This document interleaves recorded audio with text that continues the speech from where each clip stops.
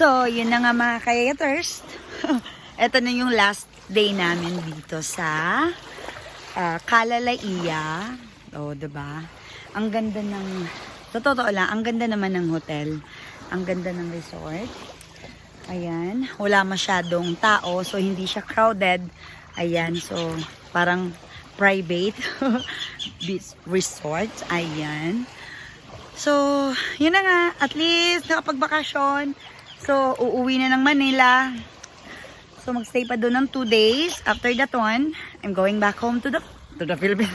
To my hometown, Pagadian. Medyo ang drama. So, ayun na nga.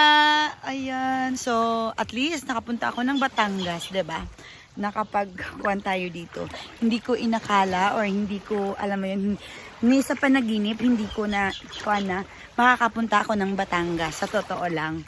Akala ko, Palawan, mga ganun, diba? Kasi, well, in the future, makakapunta din tayo sa mga lugar na yon. So, yun na lang mga kayaters. Sana po ay nag-enjoy kayo.